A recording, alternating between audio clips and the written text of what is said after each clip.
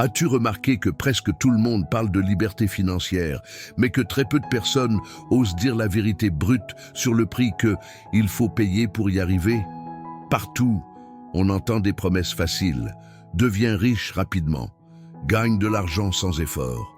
Suis simplement cette méthode miracle et tu n'auras plus jamais à travailler.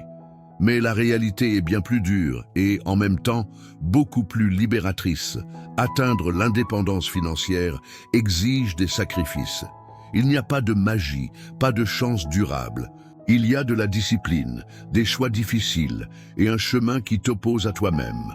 Dans cette vidéo, je vais ouvrir tes yeux et révéler les 5 sacrifices que tu dois faire pour atteindre la liberté financière.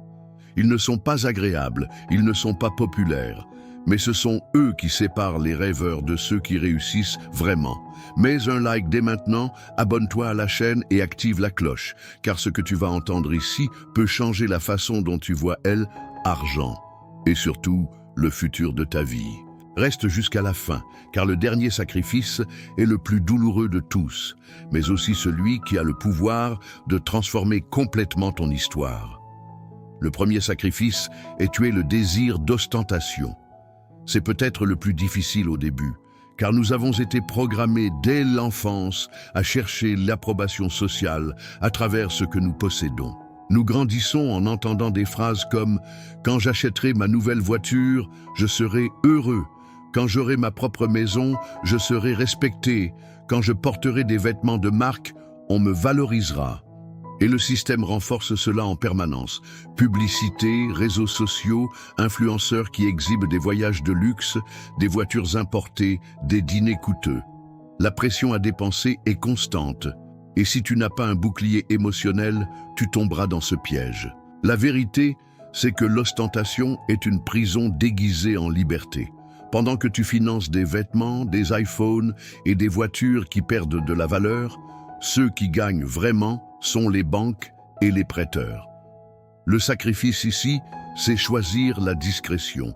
C'est voir un collègue exhiber sa nouvelle voiture et ne pas ressentir de jalousie. C'est porter des vêtements simples pendant que d'autres montrent des marques chères. C'est économiser quand tout le monde dilapide. Ça fait mal car tu seras jugé. On te traitera de radin, de pauvre, de dépassé. Mais souviens-toi, chaque euro que tu offre pas à la vitrine de la société est un soldat qui combat à tes côtés sur le chemin de la liberté. Le deuxième sacrifice est renoncer à la gratification immédiate. Nous vivons à l'ère du tout de suite. Tu as faim? Livraison en quelques minutes? Tu veux du divertissement? Streaming instantané. Tu veux acheter? Un simple clic. Ce bombardement de gratification instantanée a conditionné notre esprit à croire que tout doit être rapide, y compris les résultats financiers. Et c'est là que réside le danger. Pendant que tu recherches le plaisir immédiat, les riches cultivent la patience. Investir ne procure pas la même excitation que d'acheter quelque chose de nouveau, mais c'est précisément ce sacrifice invisible qui construit des fortunes. CE est comme planter un arbre. Personne ne s'enthousiasme le premier jour en regardant la terre sèche. Mais ceux qui ont de la patience profitent un jour de l'ombre et des fruits. Ceux qui ne savent pas attendre échangent la semence contre la consommation précipitée et restent esclaves de leur salaire. Renoncer à l'immédiateté est douloureux, car cela signifie échanger de petits plaisirs contre une grande liberté. C'est ne pas changer de téléphone à chaque sortie de modèle. C'est ne pas voyager parce que tout le monde y va, mais utiliser cet argent pour multiplier ta tranquillité. C'est apprendre à dire non au désir passager pour pouvoir dire oui à toute une vie de paix financière. Le troisième sacrifice est couper les relations qui t'empêchent d'avancer. C'est l'une des étapes les plus amères, car elle touche le cœur. Souvent, les personnes que nous aimons le plus sont celles qui nous poussent vers la médiocrité financière. Ce sont des amis qui ne savent que dépenser, qui se moquent de toi parce que tu préfères investir plutôt que sortir faire la fête. Ce sont des proches qui pensent que étudier argent est une perte de temps. Ce sont des collègues qui répètent que l'argent est pas important, alors que enfoncent dans les dettes. La vérité est dure.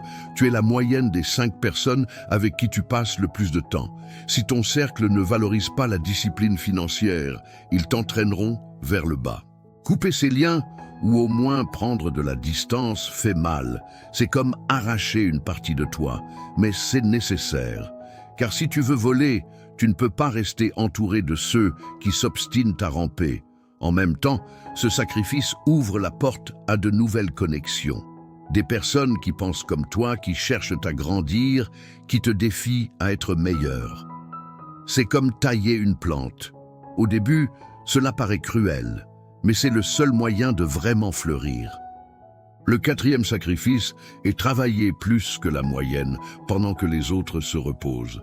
C'est peut-être la partie la plus concrète et la moins glamour du chemin. Tout le monde veut la liberté financière, mais peu sont prêts à payer le prix de renoncer à des nuits de repos, à des week-ends de loisirs, à des heures de confort. Ce qui distingue les gagnants des perdants, c'est exactement ce qu'ils font quand personne ne les regarde. C-A-L-A-2, étudiants qui échangent une nuit de fête contre des heures à maîtriser une nouvelle compétence. C'est le salarié qui accepte un quart supplémentaire pour économiser plus. C'est l'entrepreneur qui passe la nuit entière à bâtir son entreprise. Oui, c'est temporaire, mais les fruits sont éternels. La liberté financière ne vient pas seulement de la réduction des dépenses, mais aussi de l'augmentation des revenus. Et cela signifie souvent accumuler plus d'expérience, acquérir de nouvelles compétences, accepter des défis que la majorité refuse. Ce sacrifice est épuisant, mais il change la vie. Pendant que la plupart se plaignent d'être fatigués de travailler sans but, toi, tu te fatigues avec un but. Et cela fait toute la différence.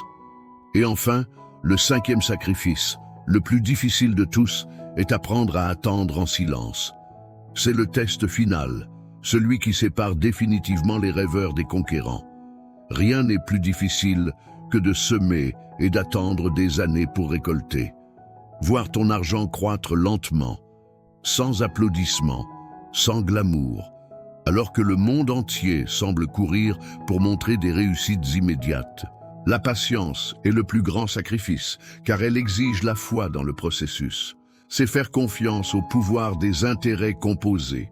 C'est continuer à investir même quand il semble que rien ne change. C'est et résister à elle. Envie de abandonner parce que le retour arrive pas assez vite. Ce silence fait mal. Tu entendras les autres se moquer, dire que c'est une perte de temps, que l'argent est fait pour être dépensé. Mais quand le temps passera et que les fruits apparaîtront, ces mêmes personnes se demanderont comment tu as réussi. Et ta réponse sera simple, tu as attendu. La liberté financière n'est pas un cadeau, c'est une conquête. Elle n'est pas réservée aux plus intelligents ni aux plus chanceux, mais aux plus disciplinés, à ceux qui sont prêts à payer le prix aujourd'hui pour vivre sans prix demain. La question est, es-tu prêt à renoncer au confort temporaire, au plaisir immédiat, aux relations toxiques, à la paresse et à l'impatience? Car ce sont ces 5 sacrifices qui définissent qui atteindra réellement la liberté. Et souviens-toi, pendant que beaucoup riront de ton effort, demain, ils envieront ta liberté. Si cette vidéo t'a fait réfléchir, mets un like, partage-la et abonne-toi à la chaîne. Parce que la liberté financière commence par la connaissance, mais ne fleurit qu'avec l'action. Et je termine avec une phrase de Jim Rohn. Si tu n'es pas prêt à sacrifier ce qui est facile, tu devras te contenter de ce qui est difficile.